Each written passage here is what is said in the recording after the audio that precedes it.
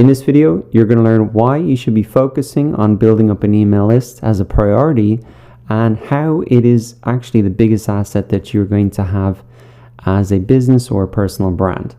So you can see I have an email list here, and essentially this is a list of emails for existing or potential customers. Now, why have I bothered to do this? Why is this valuable? Well, with this list, I can notify them every time I send out a blog post that gets traffic to my website. Anytime that I have a market research survey, if I want to figure out what products to sell, I can email my email list and help and ask them what they want. And that really helps me reduce the risk and create a product that people are actually going to buy. I can re-engage in existing customers and say, hey, you bought the last product, here's another one that would really suit your needs as well. And it's not just me that is saying that building an email list is important. There's actually this great article, 7 experts on why building an email list is so important. And Neil Patel here, well-known marketer, and he says, out of all the channels I've tested as a marketer, email continually outperforms most of them. Not only does it have the highest conversion rate, but as you build up your list, you can continually monetize by pitching multiple products, etc. This is a great example. Just look at e-commerce sites like Amazon. One way they continually get you to buy more products from them is emailing you offers on a regular basis. So perfect example for it. It's perfect for e-commerce. You bought this, why don't you have a look at this? So for a blog, for an e-commerce site, for a services business, it doesn't matter what type of your businesses you have, an email list is going to be your biggest asset because it can drive traffic and sales. Let's go down. I think there was one other good one down here. Noah Kagan, another very well-known marketer. As he says, after you wake up in the morning, what's the first thing you do? I know it's for me, it's checking email. I'd have to agree to that. I check my emails first things in the morning as well. And he is a 7-figure business, and 90% of their revenue comes from emails. So if that rings true for you, you check your emails a lot. I definitely read all of my email subject lines, even if I don't open them. And I look at this a lot more than I do personally social media, because there's just so much content on social media. And that's the maybe final reason you want to build up an email list as essentially an insurance policy. Because on Facebook, there is so much content being submitted that Facebook have to filter content down. And so they're only going to show the most highly engaged content in someone's news feed. So even if you build up an audience on Facebook, you make a post, not everybody is going to see your posts because Facebook have to filter it down. There's just too much content. They have to protect the experience of the user. Not so with an email. When you send an email, it's going to hit the inbox of everybody on your list. Whether they open it or not, they're going to see it. And on platforms like Facebook, they might not even be aware that you've created a post. So in terms of visibility as well, just the email list just trumps all of the other platforms because they have to filter down content. There's just too much there. So if your content's not getting a lot of engagement, your followers are not going to see it.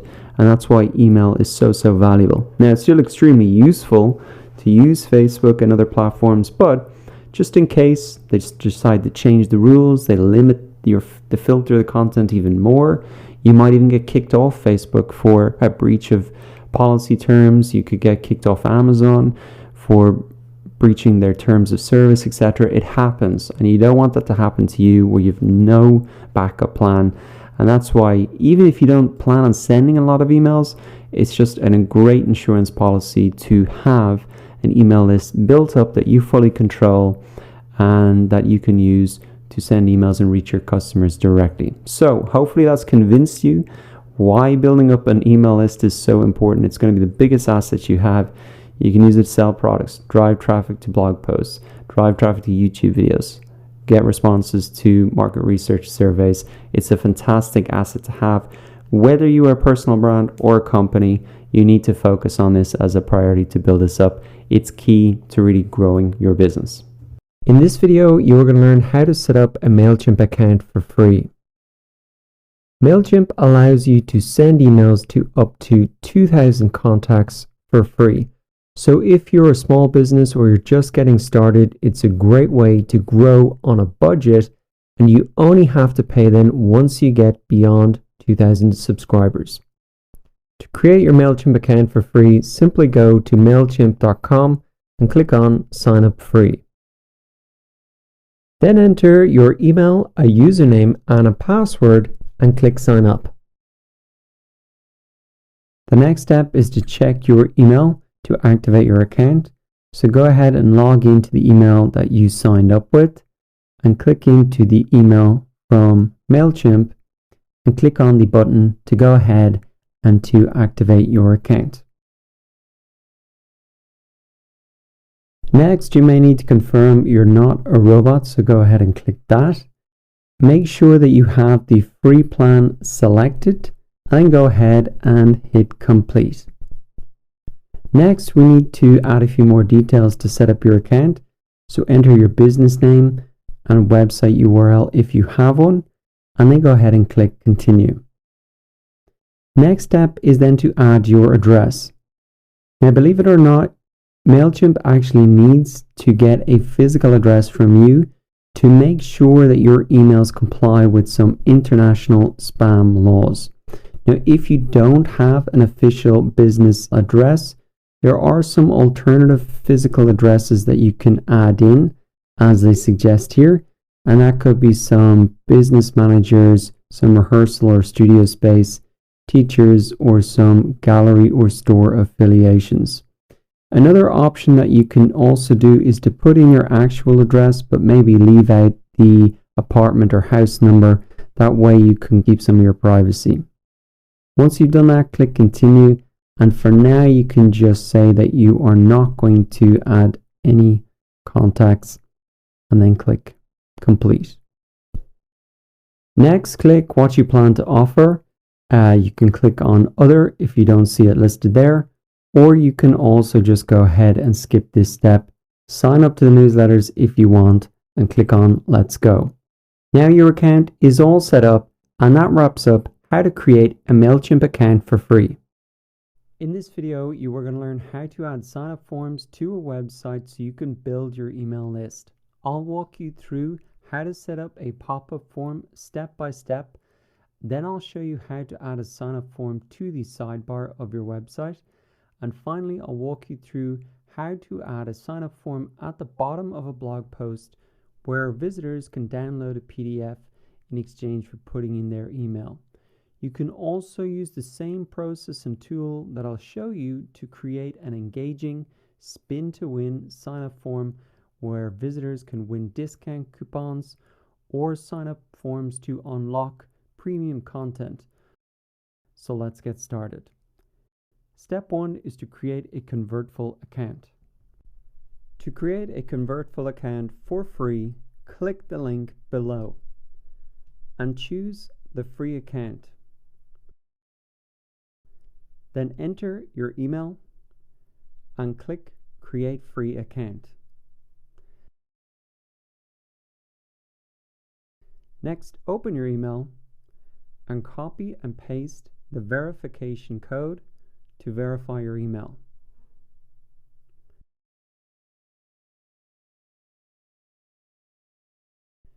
Then enter your first name, a username, and password to complete your account. And that's how easy it is to create a Convertful account for free. Step 2 is to connect Convertful to your website. To connect a website, enter your domain name, select your site platform from the list. It works across all different types of websites. Select your site category and then click Add Site. Then follow the instructions to connect your website. For example, to connect a WordPress website, log into your WordPress dashboard, click to add a new plugin, and search for the Convertful plugin. Then install and activate the plugin, and then click to connect with Convertful. Then sign in to the Convertful account that you created in step 1 And that's how easy it is to connect your website to Convertful. Step 3 is to design the sign-up form. To create a sign-up form, click Create Widget and choose the template that you want to use. These pre-made templates will save you so much time because you don't need to design a sign-up form from scratch, and they also include the incentives that are proven to increase email subscribers and sales. For example, click pop-ups to see all of the types of pop-ups that you can create. And click Create Pop-up to edit the template. To edit the image, click on the image and replace the image by uploading your own image. Click on the heading text to edit it, resize it if you need to, and edit the subtext if you'd like to include the benefits of signing up. Click on the button to edit the text on the button, and that's how simple it is to design your sign-up form. Step 4 is to choose your display rules. Now that you've designed your form, the next step is to choose how and when that sign-up form appears. To choose the display rules, click on the Display Rules tab, and you will see the display options. For example, you can choose to show the form when a visitor intends to leave your website, or when a visitor scrolls to more than 20% of the page. Once you're done, click Save Changes and change the form from inactive to active. Now that you've activated the form, we want to make sure that it's displaying on your website as intended. So open up your website, wait for the form to appear, and then enter an email to test that it's collecting emails. Then come back into Convertful and click on Subscribers. And you should see the email address that you've just entered listed as a subscriber. And that's how easy it is to choose your display rules, activate your form, and test that it's working. Step 5 is to connect your email provider. Convertful collects emails, but to actually email your subscribers, you will need to use an email provider.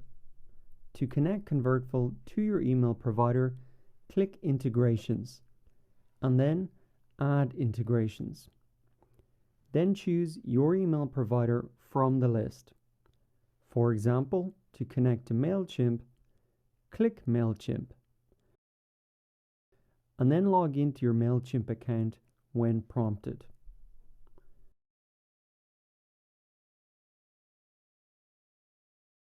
Finally, disable the double opt-in confirmation and then click Save Changes. Now that Convertful and your email provider are connected, let's test that it's working. Open up your website in incognito mode.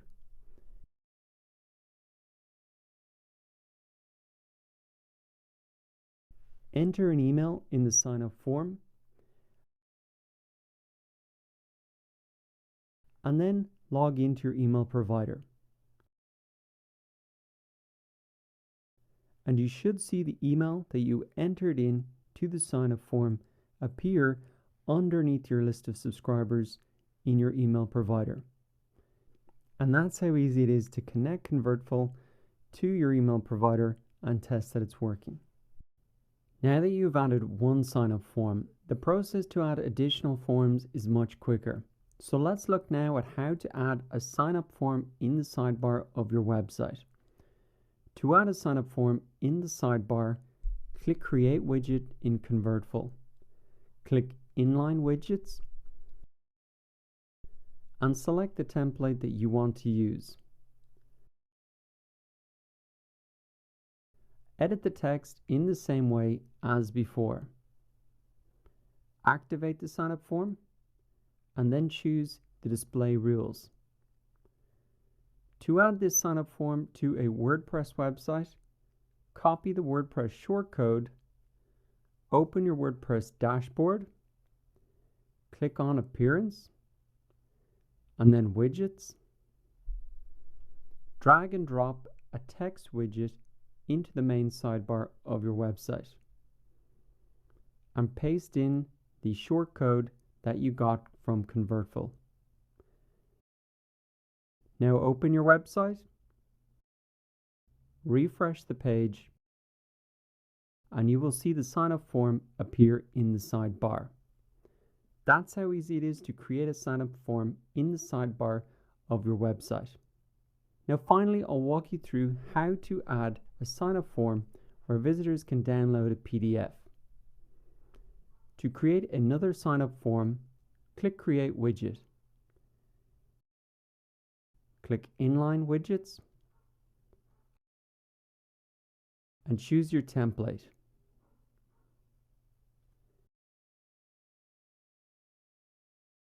Click on the image or text to edit it as shown before. Now to add a PDF for visitors to download, click on the Thank You Page tab.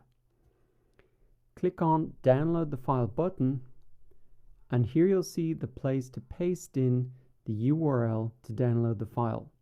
So first we must upload our PDF to the internet so that people can download it. And you can simply upload it to Dropbox or Google Drive, get the link and paste it in here. Or if you have a WordPress website, you can open your WordPress dashboard, click on Media, click Add New, and upload the PDF that you have prepared earlier. Then click on Edit and copy the file URL and paste it in to the button URL. Then click Save Changes, activate the sign up form, and choose the display rule as after the post content so the form appears after the blog post content. You can choose to show this form on a certain blog post by adding in the post URL, or you can delete this condition so this form shows across the bottom of all the blog posts on your website. Remember to save changes, then open your website,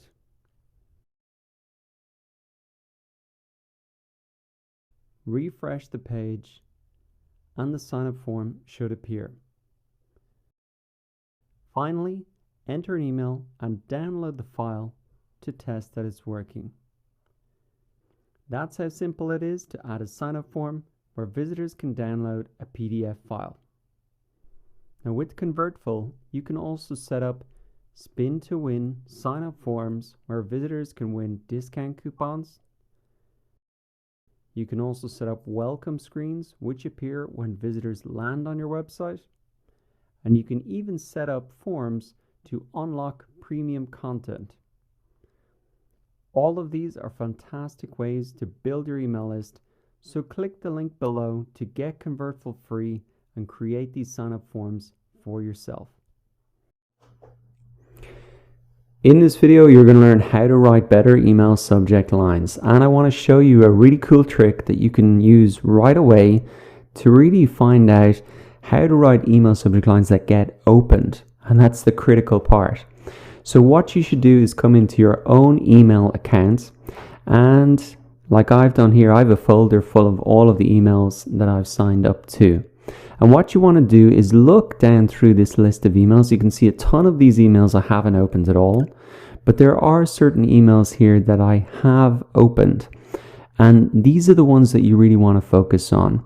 So if you've opened the emails, well then obviously that is a subject line that gets opened. And so you can just take these subject lines or model them and use them for yourself, and you're going to have a very good chance of those getting opened. So essentially, you're looking at what is working and then you're just applying it to yourself. That's a lot easier than talking about the 10 things you need to do, because look, this is proven. And let's take an example of this now. 7 prediction trends for tech in 2018. Now, why did I open this? Well, number one, it starts with numbers, and that's a great way to spark curiosity, because I really want to know what are those 7 things. And they're also trends for tech in 2018. So if these are trends, well, maybe I can jump on them, maybe I can benefit from them. It just sparks a lot of curiosity because I would like to maybe get ahead on these trends. It's for 2018. This was sent on the 6th of January, so it's quite timely. It's a well-timed email. And I want to open it because I want to know what the 7 trends are. So how could you use an email subject line like this for yourself? Well, you could do the 7 prediction trends for digital marketing in 2018, 7 prediction trends for yoga, whatever, personal finance, whatever your niche is, you can take a subject line like that and just apply it for yourself. Again, starting with the numbers is really a great thing for email subject lines because it sparks that curiosity, and I want to open the email in order to find out. Now, this is absolutely critical. Email subject lines. Look at all these emails here that I haven't opened. Now, for these email senders, they haven't gotten me to open the email, so they've no chance of me clicking through to their website or buying their product. So really, email subject line is something you should spend a lot of time thinking about, because if they don't open your email, then everything you've done after that is just wasted. So that's why coming in and to your own email, seeing what you've opened is just one of the best ways to see what works. And if you're working in a company, this can be a pretty cool way to just sit everybody down, do this exercise, say, hey guys, open your emails. Let me see the emails that you've opened, because I want to take some of those headlines and use them for ourselves. Here's another example. This is completely other side of the spectrum. There's no numbers in it, but again, it's from this guy, and he said, are you there, Dara? So I know that actually when I opened this email, that because I'd given my email in his email sign-up form, this is kind of an automated email. But I was like, oh, is this do I know this person? And he just said, are you there, Dara? So again, it's that kind of curiosity. He addressed me personally. And I opened that because I wanted to say, oh, is he addressing me personally? Or, and I had to open to find out. So again, I had to open the email to find out. And it's another way of sparking that curiosity, just having a very casual question. And the reason that he was able to address me by my name is I'd given my name in the email sign-up form. So that's a huge advantage of including that if you want to, that you can address people personally. Now let's have a look at some other stuff. Let's talk. Why didn't I open that? Okay, well, there's nothing specific about it. It doesn't spark my curiosity. There's no reason for me to open the email. I know who this company is, and I'm not sure that there's anything that I want to work with them on. So, as well as looking at the emails that you've opened, it's actually a great exercise and probably even more beneficial to look at the emails that you haven't opened. What did they do wrong? What could they have done better in order for you to open that email? So for this one, let's talk. Okay, well, talk about what and what benefit is going to be for me, etc. So if they had taken one of these other approaches, or I'm not sure how to do it, but definitely something as short as that with no benefit, with no curiosity, is not going to get me to open it. Let's keep on moving down. And let's have a look at some other ones. Here's a great one. LinkedIn experiment, increase your reach by 600%. So of course, how do you do this? How do you increase your reach by 600% on LinkedIn? I want to know how to do it. So I obviously opened the email to find out. And actually in that email, he explained how to do it in a YouTube video, which of course I clicked through. So that is a great example of an email there. There's a result, a benefit there. I want to know how to do that. And so obviously I open the email and then I click through. So great email. You could do that with anything. Instagram experiments, increase your reach by 600%. Yoga experiments, increase your flexibility by 600%. So again, just looking at the emails that you've opened is the best way to write email subject lines that get opened. Let's have a look at some other ones here. Okay, Udemy Live, set your goals. So setting goals at the start of a new year is always a tough thing to do. Any help with that can be good. So writing emails that really appeal to people at certain times of year is a good thing to do as well, depending on your business. So keep in mind always what the customer is trying to achieve at different times of the year. So let's have a look at some other ones here.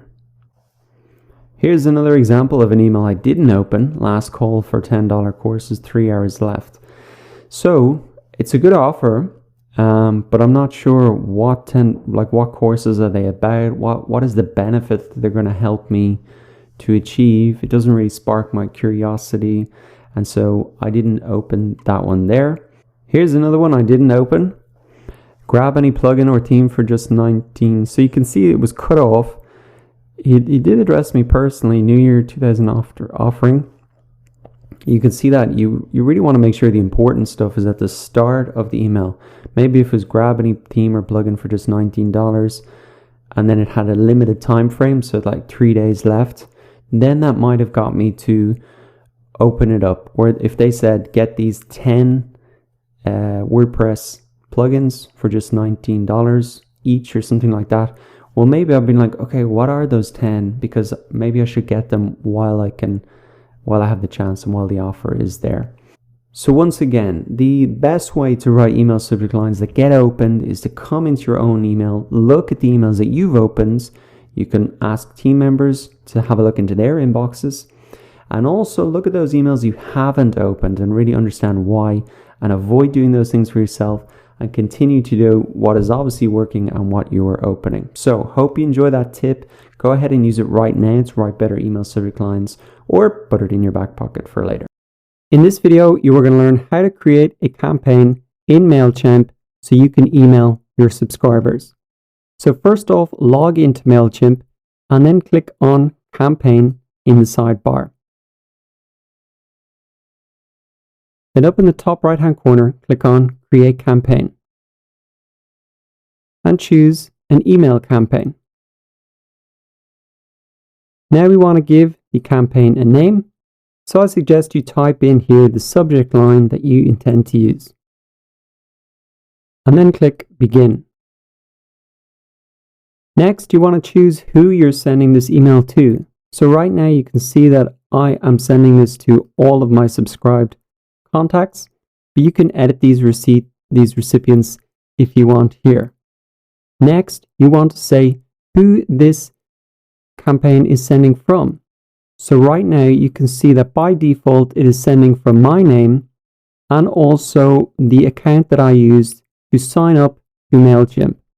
So this is what's going to appear in people's inboxes when they get this email from you. Now what I suggest you do here is, instead of using maybe your Gmail that you use to sign up to Mailchimp with, that in here you input your domain email. For example, dara@websitesosimple.com. There are 3 main reasons why you would want to use a domain email to send email campaigns in Mailchimp over using a free email like Gmail or Yahoo. And the first reason is that it just creates brand recognition. Every time you send an email, people get a reminder of your website or blog name, and that helps them to build that brand recognition, and they're going to remember, tell their friends about it, etc. Second reason to send and use this domain email to send campaigns is it just looks a lot more professional than using your free email. And the third reason, and perhaps the most important reason to use the domain email to send email campaigns in Mailchimp, is that it just gets delivered to more people. Here's an article from Mailchimp that really shows the limitation of using free email addresses like Yahoo, AOL, or Gmail to send as your from email address. And the main reason here is that these email providers have policies in place that are designed to prevent email scams, but can really stop delivery or cause delivery issues for legitimate marketers. So what that means is that if you have your Gmail in here and you're sending it from this address as the from address, then also then it's going to trigger these spam controls, and not as many people are going to see your emails because they're going to go straight to the spam box. So that is why I would recommend you use a domain email. And if you haven't set one up, I'll link to a video in the resources section showing you how to set one up in 5 minutes, and then you can input your domain email here. Finally, just note that the email you put into this from address is also the email that people can reply to when they receive the email. So keep an eye out for those emails in this inbox when you send this email campaign out. Now, one thing is that if I go to click to save this here, you will see that this address must be verified before you can send it from your domain email. So I'm going to go ahead and verify this now. So I'm going to go ahead now and click verify domain. And what I need to do is verify that I have access to this email address. So I'm going to send the verification to this address. Now open up that email. So I'm going to open this up. And here we can see the email from Mailchimp. And what I just need to do is go ahead and click the button to verify the email address. So now we can see that my domain is verified for sending. So what I can do is come back to my campaign. Maybe refresh this now. And we can see that it's going to come from my name. And now it should work because I verified it. Yeah. So now we can move on to the third step, which is to write the subject line for this campaign, which in this case, I'm just going to put as the title as before. So you can see here that there are some suggestions in terms of how to write a good subject line. So think about that, because if people don't find your subject line intriguing, if they don't have a reason then to open the email, they're not going to open it, and all of your the blog post you may have written or the sale that you have on, you won't get any sales from it unless they open the email. So subject lines are hugely important. Next, put in your preview text, and this snippet will appear in the inbox after the subject line. And to give you an idea of what this looks like, we can see here is the subject line, 5 design trends to try this fall. Here is the preview text, which is generally just the first sentence of the email, freshen up your home for the season. So if you can combine those to really capture people's attention, that can be great. Once you've done your subject line and preview text, just click save.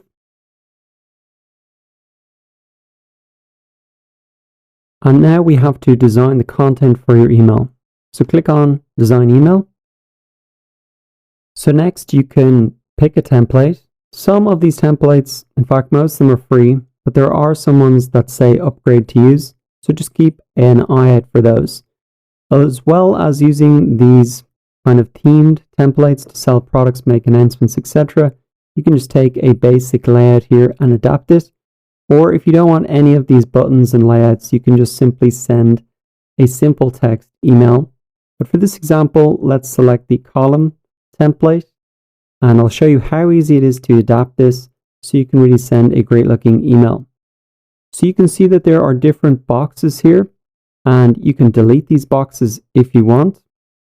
And you can also then drag and drop boxes into the email builder, and then you can upload images so you can really make these look fantastic and eye-catching so that people, when they open them, they continue to read. To change the text as well, it's very simple. Just click on the text box, and then you can go ahead and type in headline that's going to be catching. And then you can easily edit this text as well in the same way. Now what I want to do is add in one more block. So I'm going to drag in a button block. Change this to be learn now. And then I'm going to put in this URL into the button to this example blog post that I've created, because I really want my subscribers to go and read this blog post to make sure that they have it. So once you've done that, you can click save and close. And what I would really recommend you always do is to preview the email that you're sending out and send a test email. This way you can really see what your email is going to look like to your subscribers when they receive it. This will allow you to improve it, to make it more eye-catching, and also to correct any spelling mistakes and check that the links are working. So just send it as a test email to yourself. So I'm going to click now send test email. And now what you want to do is go ahead and open your email inbox to see what it looks like. So here I can see my test email. I can see my name is Dara. Maybe I'll change that to be Dara at Website So Simple so it pops out more. I can see the subject line, which is how to send an email campaign with Mailchimp, build valuable. Hopefully that will spark enough curiosity, but maybe I can improve it. The email that they receive will not have this test here, so they'll probably see a little bit more of this preview text. I can go ahead and open the email and have a look at it as well. If I'd put in that image, it probably would be a lot more eye-catching. The text looks good. I'm going to check this link. It's an example link, but I can see that the button is working. If you're including these social media links, remember to update them. And I can also see the address and the unsubscribe button that the subscribers would see. So that all looks good. So I think a test email is just a fantastic way to see your email through your subscribers' eyes and go back and improve it if you want.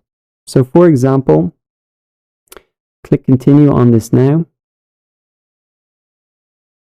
And I can return to any of these steps and improve them. So for example, if I want to make that a little bit better, that's going to be the name that they see it from. So that will give them a little bit more recognition when they see the email.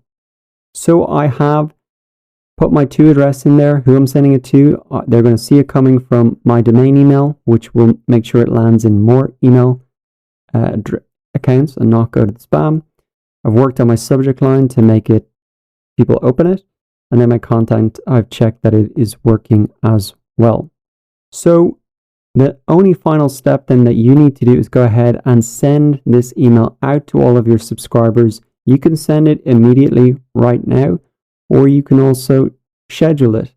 So personally, I like to schedule my emails just to try and pick a time that will hit as many people in my audience as possible.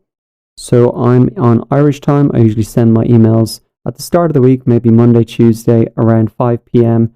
That means that people in my audience in San Francisco will get it about 9 a.m. People in New York will get it about lunchtime. And say people in India and that side of the world will get it about 9 p.m. So I'm trying to pick a time and a day that will people be, not too overwhelmed end of the week stuff, but also at a time that people will open it as much as possible. So that's what I'd recommend for scheduling emails, and it's usually a good idea to put a little bit of thought into that. So that wraps up how to create an email campaign in Mailchimp. Don't forget, if you want to set up a domain email so that your emails reach more people, just check for the link in the resources section. Thank you for watching, and I'll see you in the next video.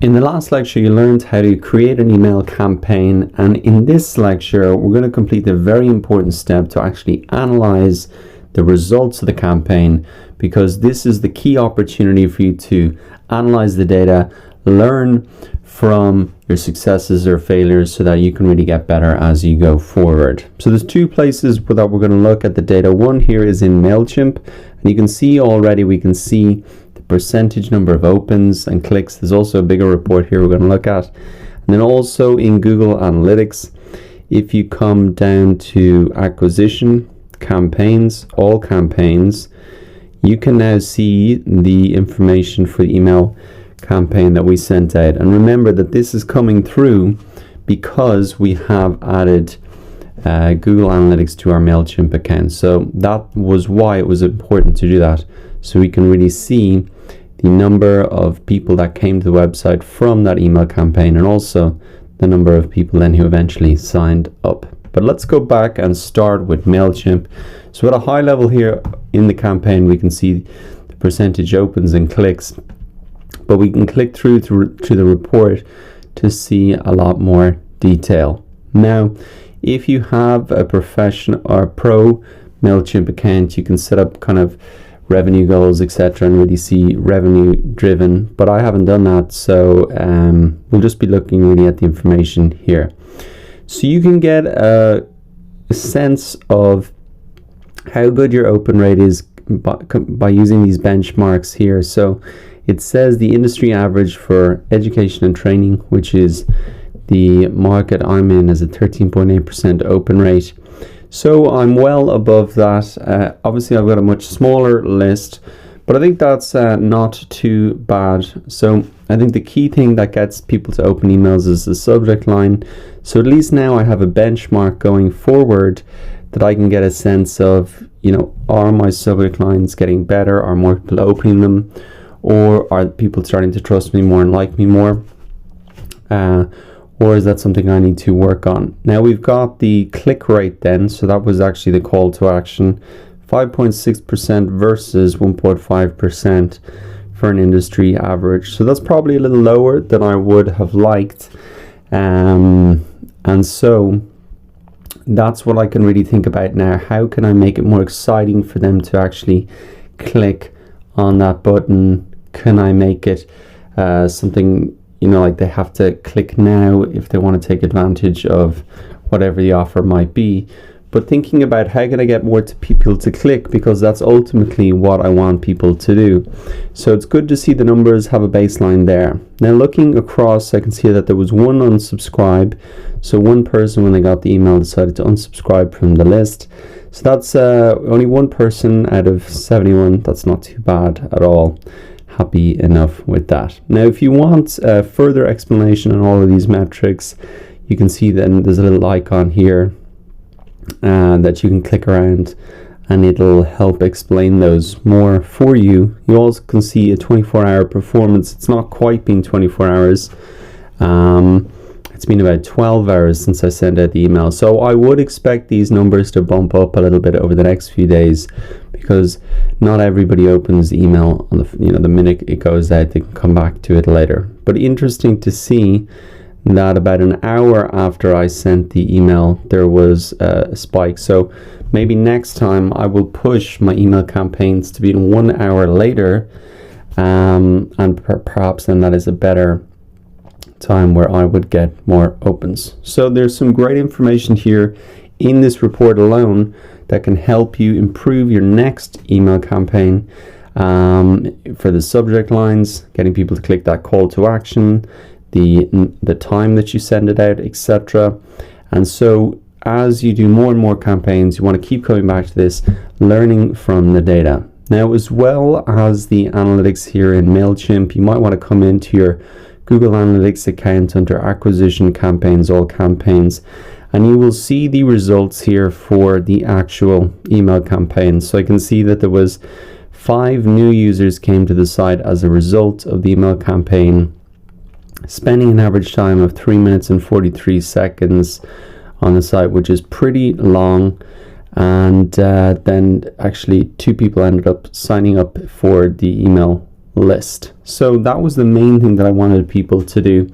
So you can see that all the way from that number all the way back to the full list of the email subscribers. It's a pretty small percentage, but essentially that is kind of the baseline that we're working with right now. And remember that there are a lot of steps in the process to get people to that point. And if you can tweak all of those steps in the process, and then you're going to get better results. As well as email being a source of traffic, we can use email and the figures we've got here now as a baseline to compare our other sources of traffic, whether it be social media, wherever. At least we have a great baseline now to compare them with, and so that is really, really useful to have. So that really wraps up this whole Welcome to this copywriting course. Copywriting is rearranging words to make things sound better. It's salesmanship in text form, and copywriters are amongst the highest paid writers in the world. So if you want more traffic, more leads, and more sales just by rearranging a couple of words, then you are going to love the actionable tips in this copywriting course. Let's get started. In this video, you're going to learn how to use the AIDA formula. And this powerful copywriting formula works for sales pages, blog posts, email newsletters, sales video scripts, Facebook ads, Google ads, and more. And this one copywriting formula will help you write all of your copy faster and help you get results that will blow you away. And if you're not using AIDA, then you could be missing out on a lot of leads, traffic, and sales. Now here's a visual of how AIDA looks. As you can see, AIDA stands for attention, interest, desire, and action. And AIDA is designed to grab people's attention and take them through your content to the point that they take action on what they've read. And this formula is virtually foolproof. I recommend that you use it for every piece of content you write because you shouldn't be writing from scratch. So let's take a look at the 4 parts to the AIDA formula in detail. Now the first part is attention, and if you want people to take action on what you've read, you first have to get their attention. And you're going to get their attention with the headline or the subject line or the video title. And in this example here, you can see subject of this email line is create highly engaging videos straight from your phone. And that's really important to have a catchy title because the reader is going to be asking, what's in it for me? Why should I invest my time reading on? And if they don't open the email or click on the video or click on the blog post, then they're never going to buy or subscribe or whatever action you want them to do. Now the second part of the AIDA formula is interest, and once you've hooked the reader, it's time to turn that attention into interest. And if you don't hold their interest in the first paragraph, then you've lost them. So the way to get them interested is to engage them with unusual, counterintuitive, or fresh information. So in this example here, we can see that you've probably seen some different video content creation tools that have hit the market in the last 3 years, but I bet you haven't seen anything like this before.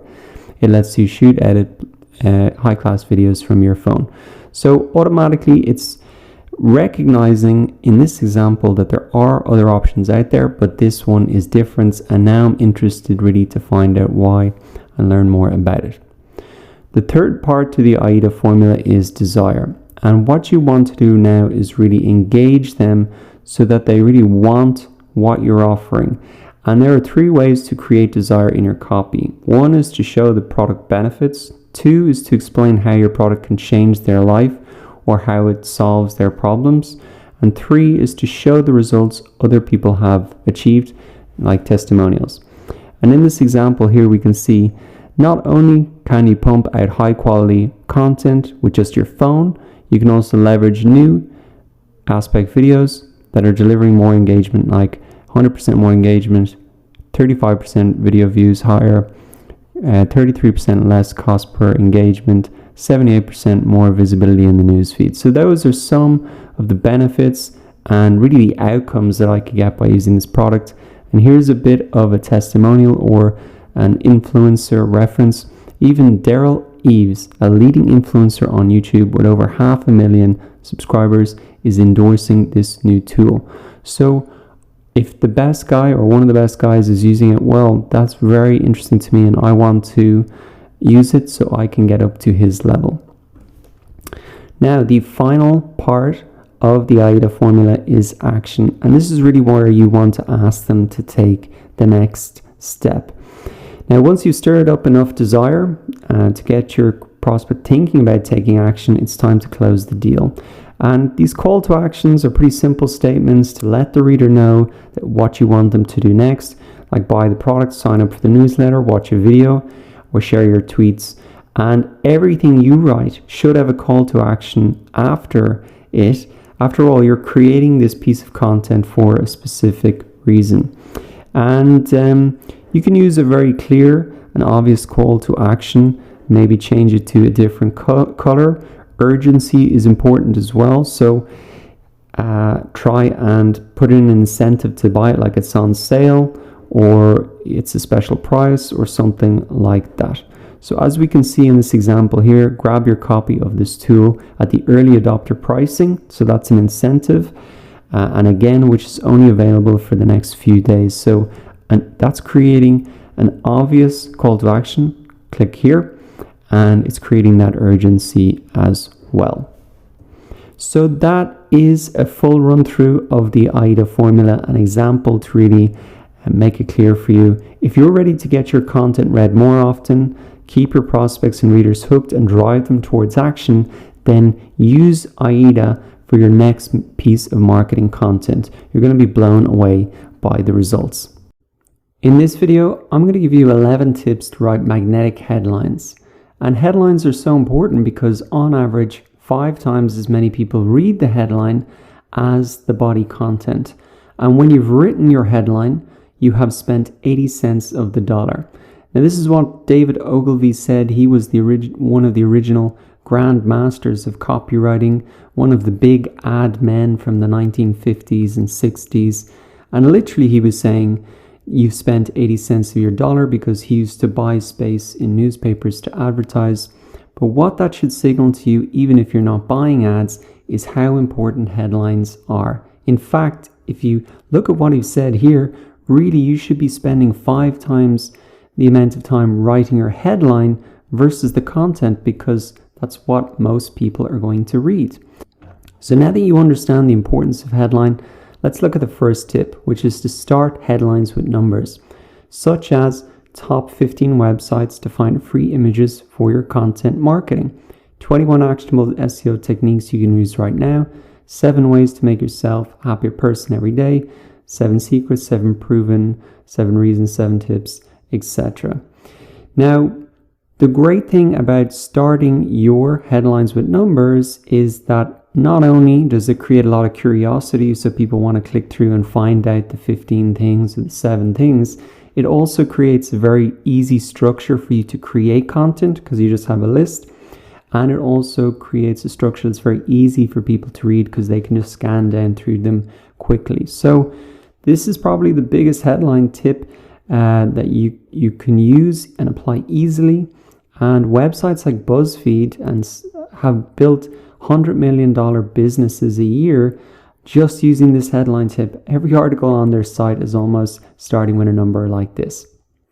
Now, tip number 2 for writing headlines is to use how-to headlines. They still work. How to make a lavender lemonade to get rid of headaches and anxiety. How to do blank even if common obstacle blank. How to do blank without common objection. And really, these ones are very powerful, the how to, even or without, because a lot of people know how to do things, but then they run into problems and the existing solutions don't solve those. So if you really want to grab attention and have something unique and different, including the even if or without, without having how to make YouTube videos without recording any content. That's an example that really is going to grab attention. Third tip to write headlines is to flag common mistakes, such as 16 copywriting mistakes you're probably making and how to fix them. And are you making these 10 common Google AdWords mistakes? Again, it creates that curiosity for people to click through because they want to know, did they make the mistakes? And also it'll help them solve a problem that commonly comes up and that can get them to their desired location much quicker. Now, the fourth tip to write headlines is to ask questions, such as, do you want to build a snowman? Read this guide first. Think you know SEO? Quiz yourself and find out. These questions are just a great way to engage people and to really get them into the content. Fifth tip to write headlines is to use punctuation. And this is a very simple technique which is especially useful for SEO. So if you want to rank in the Google search engines or the YouTube search engine, putting your keyword at the start of the title can be very helpful. So here's an example. If you wanted to rank for the keyword marketing plan template, the title of your blog post could be marketing plan template. Create your first marketing plan in 5 steps. That's going to give you an advantage in terms of SEO because your keyword is at the start of the title. And it also just makes really clear to people what the post is about. Sixth tip to write headlines is to be ultra specific. So you really want to define what the article is about and remember that the headlines set the expectation for the rest of the article. So try and be really clear about what it is and sum it up in a simple idea. So bad headline, for example, would just be write a song. Good headline would be how to compose your first song, songwriting 101. There's a clear outcome there. Compose your first song and all the basics to it. 7th tip to write headlines is to use the 5 W's. The 5 W's are engaging, interrogative words that are used to gather information like who, what, when, where, why. These are common questions that we ask. And by using them in your headlines, you can articulate to readers the kind of information that you intend to provide. For example, you could say these 7 questions will reveal why you're still single. Here's another example. How to motivate yourself when you don't want to exercise. So include those 5 W's in your headlines. Tip number 8 to write headlines is to pay attention to the headline length. So if you want your headlines to look good and to prevent them from being cut off, make sure your headlines are the right length. And Google typically displays the first 50 or 60 characters of a blog post title in the search results. So you really want to make sure that you're within that range. Otherwise, it's going to be cut off. People aren't going to see it in the search results, and it might not be as compelling for them to click through. 9th tip is to use an image to enhance your headline. And a good image is critical to success. It should really grab the attention of the viewer and help them understand the essence of what the article or video or course has to offer. And if it can really explain visually what your headline is saying, that's even better. So you can get free stock photos at a ton of websites. Here are a couple that I use personally: Unsplash.com, Stocksnap.io, and Pexels.com. And these are copyright free images that you can use across your content. Tip number 10 is to model the best in the business. So in particular, I have found a site called jeffbullis.com. I think he's excellent at writing titles and having good images that go with them. They're really clickable. And for example, here you can see 12 new plugins that will boost your online sales in 2019. Very specific. He's got a number, he's got an outcome, and I really want to see what those 12 are because I want to get that result. 5 fundamental flaws with your brand messaging and ways to fix them. Again, that's kind of the common mistake example. So I'd recommend you look at maybe someone in your niche who's very good at writing headlines and take some examples from them, maybe modify them and use them for yourself. Or you can check out Jeff Bullis and just use what his kind of blog posts as templates and adapt them to your own business. Now, tip number 11, the final tip, is to really practice. And as you can see here in this tool, it says copywriters aren't born, they practice. And I would recommend you use this tool. You can just type in 25 headlines into Google and it should pop right up. But the great thing about this tool is that you can really try to write a headline for a blog post 25 times. You can see 25 different ways that you could really market the blog post that you're going to write and see which one really catches your attention the most. And as we said, 5 times as many people are going to read the headline. So it's really recommend that for every piece of content you write or even email, try and write at least 10 different variations of the same thing to see what really grabs attention. And the cool thing about this tool is it's got a headline length checker built in, so you can really see that if it's the right length. So they have it for headlines, tweets, and emails. And also they have some kind of templates built in there, so you can write over those and adapt them to the topic that you are working on. So those are the 11 tips to write magnetic headlines. Go ahead and try them for yourself. I think you're going to be very surprised with the results that you can get. Features tell, but benefits sell. So in this video, I'm going to show you how to flip features into benefits. And one of the best examples of all time of a company flipping a feature into a benefit is when Apple released the iPod, they didn't say we have 1 gigabyte of storage for MP3s. That was the feature. They presented it as a benefit for the customer, 1,000 songs in your pocket. And that is just a brilliant example of flipping a feature into a benefit, because the feature, I as the average user don't know what a gigabyte of storage is, but I can see 1,000 songs in my pocket. I get it, I understand it. There's a clear benefit for me. And not only is that just really clear, it's really clear how much of a benefit that is compared to other options out there. I remember having a mini disc player.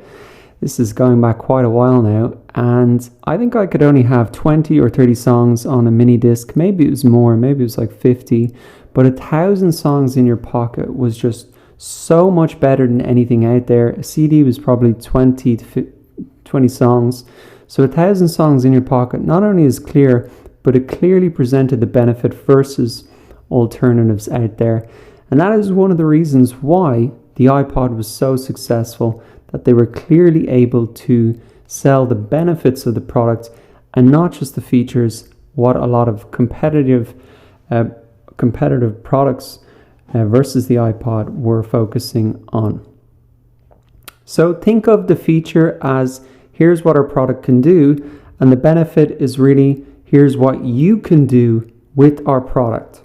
And if you want to create a lot of desire for your product, you need to sell the results, not just the product itself. So what is actually the result that people can get from having an iPod? It's 1,000 songs in their pocket. So let's go through a couple of examples. If we look at shampoo, you could say that one of the features is it contains a special formula, Panadol, but really, so what? If you want to really flip a feature into a benefit, you can apply the so what test. So what if it contains that special ingredient? What is really the benefit for the customer? And really, it gets you beautiful hair that gets you noticed. That's really the benefit, people. That's the result that they want. And if you focus on that, as you can probably look at it yourself, like what do you find more appealing? You want to get the beautiful hair that gets noticed. You don't really care about this special ingredient. Let's look at another example. Here is a bag, and one of the features is it has a rain cover. So apply the so what test once again to flip that feature into a benefit. Why do I care if it has a rain cover?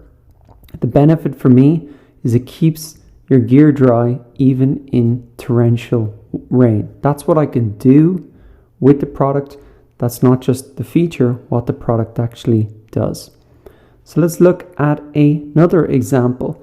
The feature of a fitness program might be that it includes a meal plan and a shaker.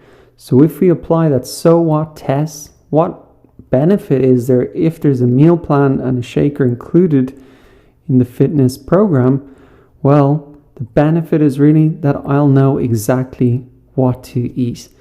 And as you can see in all these examples, the benefit is really going to sell the product because it's far more compelling. It's what I can do with the product and really the result I'm going to get out of it. So the action for you is to write a list of your features and really apply the so what test so you can flip those features into benefits. In this video, I'm going to give you 5 tips to create an irresistible call to action. A strong call to action is the difference between a page that converts and one that falls flat. So the first tip to create an irresistible call to action is to have a call to action on every page, not just your home page, but also your blog posts, in your emails, and really any Facebook post or any marketing content that you do. Because everything that you write should have a call to action. After all, you're creating that piece of content for a specific reason. You want to build engagement with your prospects and audience and really get them to start taking action. And it mightn't always be the call to action on your homepage, such as signing up for the 14-day trial. It could be sign up to your mailing list so then you can potentially sell to them later on. Or it might even be in an email, getting them to share it with somebody or reply to you so you can learn a little bit more about their problems and what you can help them with. But really, you should be engaging with your audience at every opportunity that you can to really build that relationship where you do something and they take action. And that's why you should have a call to action on every page. Now, I also recommend that you begin with the end in mind. So before you start writing anything, an email, a blog post, or a landing page, decide what action you want that reader to take at the end, so you're really clear on it, because if you're not clear on it, they're not going to know what to do. So the second tip to create an irresistible call to action is to start with a verb. Now, it is called a call to action, so really start that call to action with action verbs like start, try, download, subscribe, watch, share, fill out, find out, shop, or order. It just makes it really clear that you're expecting them to take an action, and the best way to show that is by starting with an action verb. Now, some of these action verbs like start or try are great to use because they don't seem as committal as something like buy or shop, and that's why a lot of sites, even online course sites like Udemy, will say try any course, enroll today instead of buy or shop, because it sounds like not a big as commitment. So if you have the option, try and pick a verb like start or try that doesn't sound like a big of a commitment like shop or order. Now, the third tip to create an irresistible call to action is to create a sense of urgency. And here are some easy ways to create a sense of urgency in your call to action. Include words like click now, try our software or service today, limited time offer, quantities limited, only 47 left, sale ends on August 31st, doors close on Thursday, and don't miss out. These are all ways to create that sense of urgency. This has been a technique used before the internet was even invented to get people to buy things. The closing down sales that you might see in a retail shop, the Christmas sales, the January sales. People know that there's a deadline there, and that really encourages them to buy because it creates that sense of urgency. Now, the fourth tip to create an irresistible call to action is to really just make it visible. You need to be really clear on what you expect people to do. They don't have time to figure it out what they're supposed to do next. So you should really draw the user's eye to the action you want them to take. And you can use contrasting colors, like maybe on a website or in a blog post. Like for example, here you can see I've highlighted in yellow, in a yellow box here, the call to action, which is to download a PDF. And of course, they enter their email in order to get that. So I get their email address. But on the page, hopefully it's a bit zoomed out, but you can see that that really does catch the attention of the blog post. Now also in the sidebar here, hopefully you can see that this really is a contrasting color I've used to catch attention, and it's the email sign up form in the sidebar of my website. But if you're using an email, for example, you can just simply bold the call to action like I've done here on the slide, and you can really see it pops or sticks out. Another tip for emails as well is actually paste the full link into the email. When people see links, they automatically know that they're supposed to click on them. And I would recommend you paste the full link in rather than say click here, because if you just have click here, it can really get lost. It's easy to miss. And if you want to make it visible in an email, you can just paste the whole link in. Even on a Facebook post as well, pasting the whole link in makes it really visible. It's really obvious what you want them to do. So tip number 4 is to make it visible. Now tip number 5 is to minimize the risk. If you want to really reduce people's fears and hesitations, you should minimize the risk and really make it easy for them to say yes.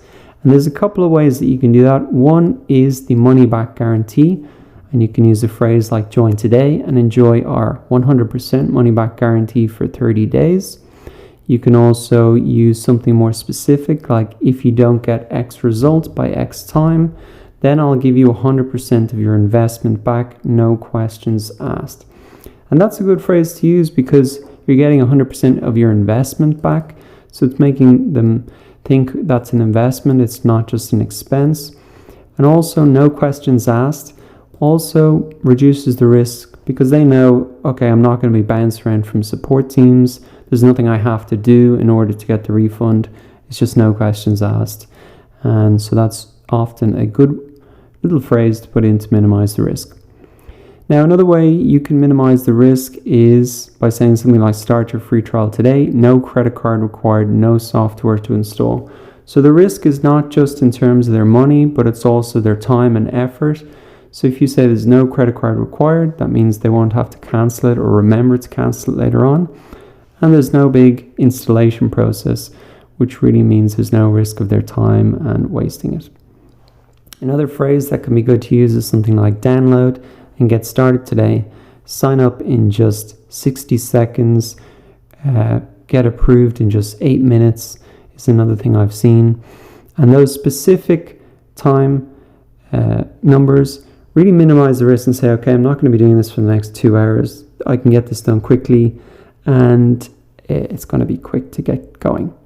So that wraps up the 5 tips to create an irresistible call to action. So really, what you need to do is be sure to use all these 5 tips when writing your next call to action. Remember that a strong call to action is the difference between a page that converts and one that doesn't. So take this seriously and apply those 5 tips to your next call to action. If you want to write copy that converts suspicious readers into ready-to-buy customers, then you just need to master one simple rule overall, and that is to write like your customers talk. All you need to do is take the pain points and desires that your prospects talk about and write them into your sales pages, emails, or blog posts. And when you do that, your prospects are going to say, hey, this product is exactly for me. This is different to other solutions that I've seen, and I really want this. And they're going to be with their wallets out, ready to buy after only reading a couple of sentences. Now, the question is, how do you understand their pain points and desires? And you can use one of these 4 simple strategies to do that. 1 is customer surveys. 2 is reviewing social media, Facebook groups, Reddit, Instagram, Twitter, etc. 3 is review sites and marketplaces, going through the 5-star reviews and the 1-star reviews to understand what they love about existing products, what they hate, and what's missing in the marketplace. And finally, doing customer interviews over Skype or the phone to really dig deep and understand what is holding them back and what solutions that are out there aren't working for them. And that gives you the opportunity to create something that is a unique selling proposition and include that into your copywriting. Now, we've gone through how to do all of these 4 strategies in the market research section of the course. So I'm going to put a link in the description so you can go back and look at that if you haven't. But as a reminder, I just wanted to say in this lecture that there's nothing more powerful in marketing than understanding a customer's pain points and desires. And because copywriting is just salesmanship in text form, it's so important to return to this as well. If you really want to write headlines that are going to get clicked open and bullet points of desires that are really going to excite people and first paragraphs that are really going to interest people and to get them engaged. So if you haven't, go back and look at the market research section of the course so you can get all of that powerful sales copy to include in your marketing materials. Section on email marketing. This is a very important piece of it, understanding and analyzing the metrics. And that is how you're going to learn. If you're not quite happy with the results that you got, don't view that as a failure. View that really as an opportunity to learn.